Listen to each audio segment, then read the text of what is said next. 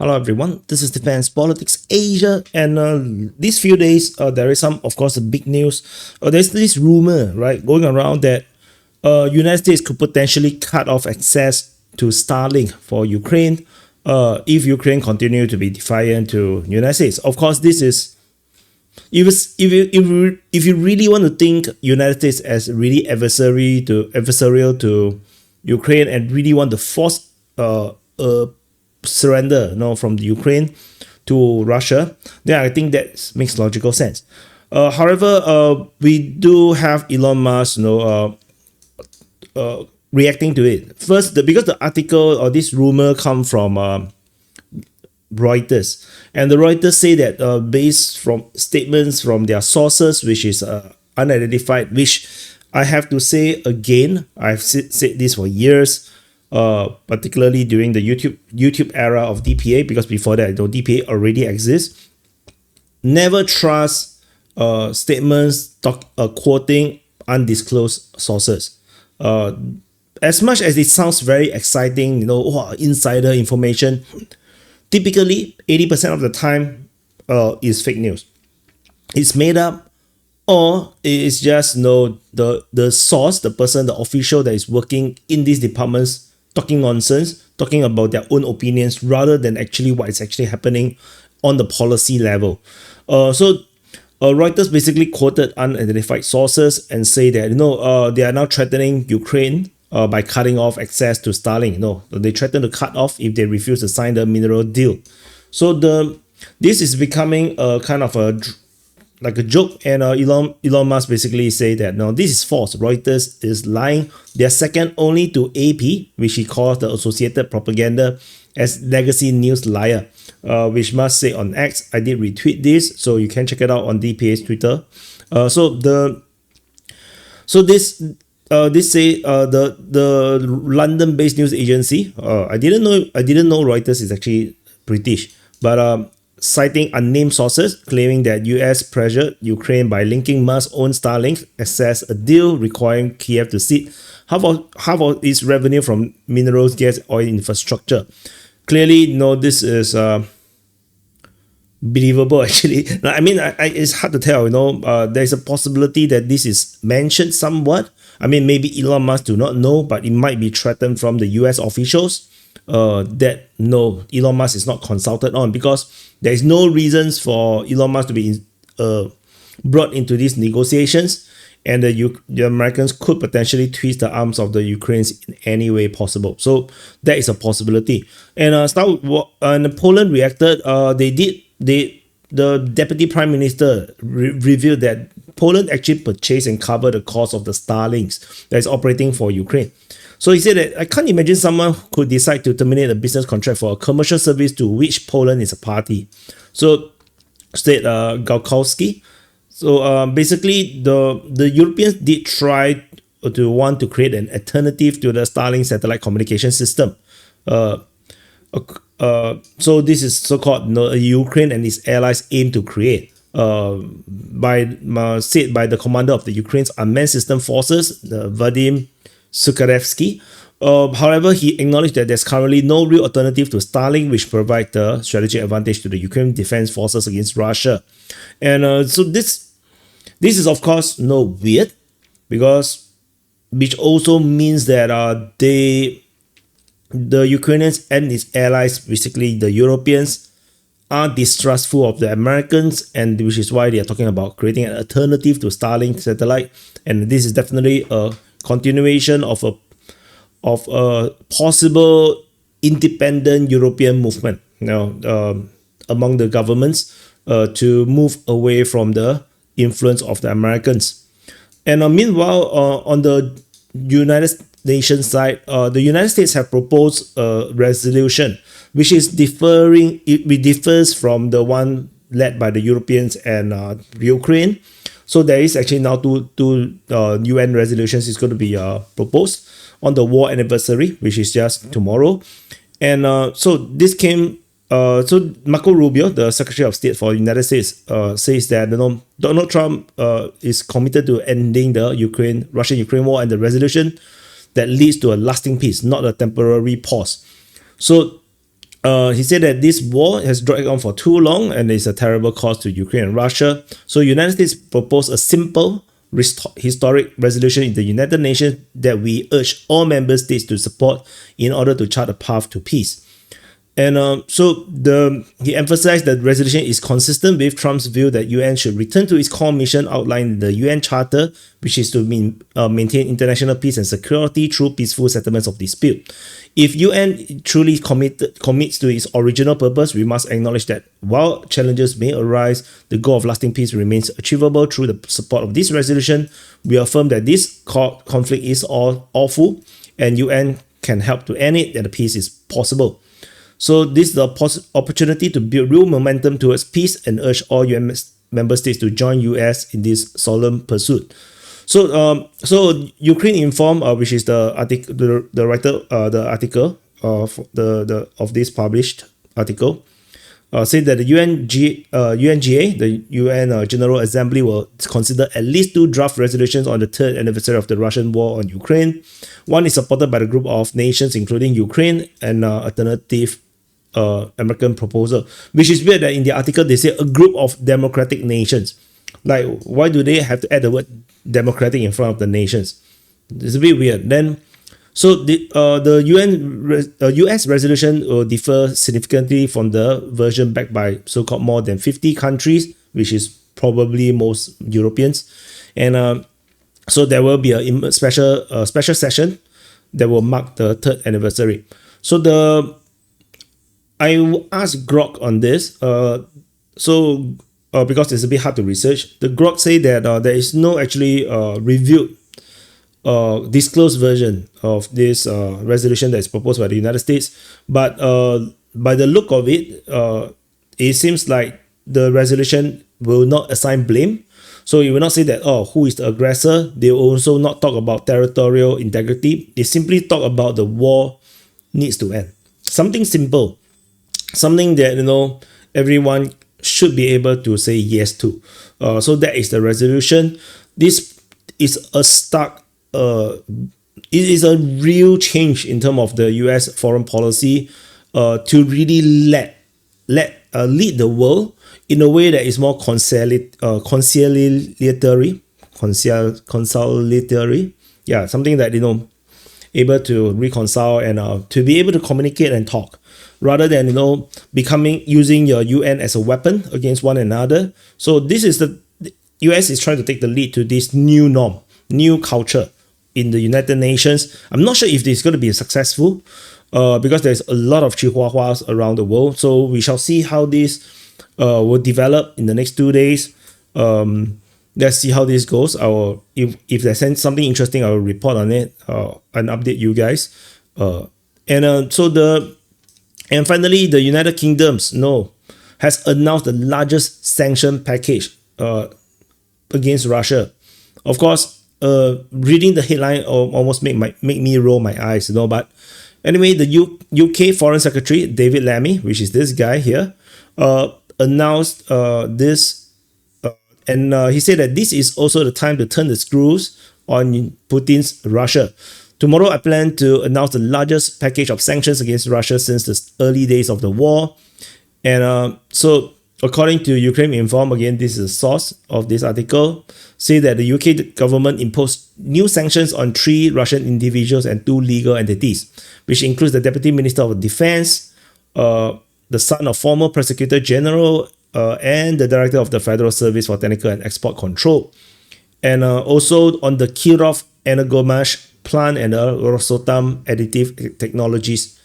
And to me, it's like, how the hell is there still new stuff to sanction after 3 years of war? Like, are they not trying hard enough? Come on, just sanction the whole freaking country. Just embargo the whole country. What the hell are we still talking about sanctions 3 years down the road? And as if it's like, we're just tightening the screws. No one is serious about this war in a serious way. Everybody just say that they are serious, but it's not serious. Sometimes it's very infuriating. In the early days of the war, I was already complaining that the Europeans and Americans are not serious in supporting Ukraine. And the pro-Ukrainian guys, attack me for it by pointing out the obvious, saying that I'm being pro-Russia, by criticizing the NATO allies. I'm just like, this is true. And today you see that it is true. NATO forces, NATO allies, including United States, have not been supporting Ukraine in a meaningful way. Not meaningful, it's just not enough. They just gave them enough to get them killed across a longer period of time. Give them false hope of a possible victory, but it was never enough to actually fight against Russia. So this is a continuation, and I just see that this new package of sanctions. Of course, I roll my eyes, because just announced a full embargo, and that's it. The full 100% embargo on everything Russia. That's it. Why so difficult? Just declare war. It's much faster. It's like, if you're really very convinced that Russia is going to be this evil country that's going to eventually, after Ukraine conquer the rest of Europe, go to war, just declare war. Just launch your nuclear weapons.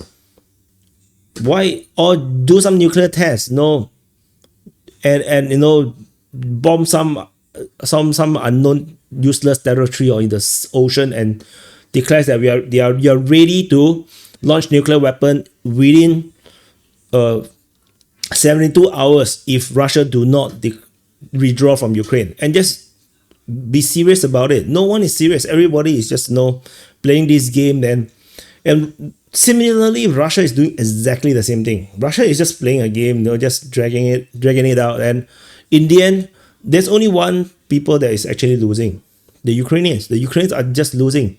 They are being gamed by both sides, and now the Europeans are now tasting it for themselves, because now United States and Russia is playing them out on both sides. So, and Europe is now moving into to be the BFF of the best friend forever with Ukraine, and get bullied together. So anyway, and one last drama. In the United States, the Pentagon has announced that the total military support sent by the United States to Ukraine is actually $65.9 billion. So in total, it's approximately $183 billion in aid to Ukraine. $65.9 billion of it is actually for military support, according to the Pentagon. And this is cited by Voice of America, which is powered by US aid, which is definitely anti-Trump right now. So they cited data from Pentagon, which is actually not an anti-Trump thing, it's neutral. And the oversight group that is responsible to report to Congress, then they say that so $65.9 billion is military aid to Ukraine, and $3.9 billion approved by Congress remained unspent. And $58 billion of the money, of a total of $183 billion, is actually spent within the United States, which is directed towards strengthening the American defense industry, replacing all weapons sent to Kiev with new US-made equipment or direct investment in the industry. This is actually reported like long time ago, because the United States military industrial complex actually cannot keep up with the supply of munition and the production of artillery shells to Ukraine. This is why this money is actually spent. This is actually not new. This is actually something that I've reported long time ago. But of course, like I said, this Voice of America, which is by right an American government funded media, is now going against Donald Trump, because they are going to get shut down very, very soon. And so they are definitely raging and definitely trying to undermine Donald Trump, their own leader, the president, and the boss that is actually funding them. So this thing is actually nothing new. The United States, if you remember, like 2 years ago, 1 year ago, the talk is that the United States don't even produce enough 155 millimeter artillery shells, which is when there was this talk about investing more money, expanding production and whatnot, and the Americans was raising their artillery shell production, and was said that around 2 years to reach the target production number. And of course, since then there was no more news about all these things. Not sure if the money got siphoned away, or if they actually raised production and made the production of shells become a non-issue. Thus, nothing was reported on it. We're not sure. So the according to Euromaidan, they say that Euromaidan Press, they say that the Kiel Institute of the World Economy, tracking Ukraine support, say that the European countries have allocated $140 billion in aid, and then particularly in financial and humanitarian support. In $140 billion in aid, while the Americans provided $120 billion in aid. The Europeans' aid efforts, particularly in financial and humanitarian support, is so the Europeans mostly donated in basically supporting the Ukrainian government, the state. They are funding the state to keep it alive, and US has provided around $2 billion more than Europe in military assistance specifically. So so then they talk about the percentage, like UK, US, Germany, and UK have mobilized less than 0.2% of their GDP annually for Kiev, while France, Italy, and Spain contributed less than around 0.1% of their annual GDP. And this just shows the hypocrisy of the West. No one even bothers to really provide Ukraine with what's enough to fight. So you can see by the number, in terms of GDP, this is barely enough. Anyway, this is the reality. But of course, this was being written. I didn't quote other articles, but this is being framed that Pentagon is now embarrassing Donald Trump, because Donald Trump claimed that there's $360 billion, and in total now they can only find $183 billion. My guess is that there is actually indeed 300 over billion, and this amount was actually gone. It was like give out to somewhere in the name of Ukraine, and maybe these are scams, maybe these are corruption, frauds that maybe flow to Ukraine, maybe didn't flow to Ukraine, is unknown. So I'm quite sure that this is going to become a massive scandal in the United States. Clearly, Trump knows the number. He's the freaking president. And of course, even if as much as it's a vague number, 300 over billion is not something that miss by so much. So there must be some possible truth to that number. Where the money go is currently unknown. We're not sure how it was being spent. Maybe it's by spending on other stuff. Maybe it's not. Tentatively, we will have to wait for more information. Donald Trump so far seems to have doubled down on this. They have not changed his tune about the numbers. So, which means that out of the $360 or $350 billion, they can only account for, or 320. I cannot remember the 300 what billion, but I think I can find it in the previous reports here. But no, let's not go back. But only 183 billion can be accounted for. So this is definitely some major internal problems within the United States that Donald Trump will have to fix, and which is not part of this the purview of this video, because this video we're focusing on the headlines on Ukraine war. So anyway, that's it. Thank you for watching. Press the like button, subscribe. Let me know what you think in the comment. If you love to have more of this kind of videos on this main channel, to let me know, because I'm trying to figure out what's my content strategy at this moment. So I want to put out videos that you want to watch, because if I put out reports that you don't watch, it actually damages the channel, which is why I stopped doing quick videos, because I find that it might be killing the channel.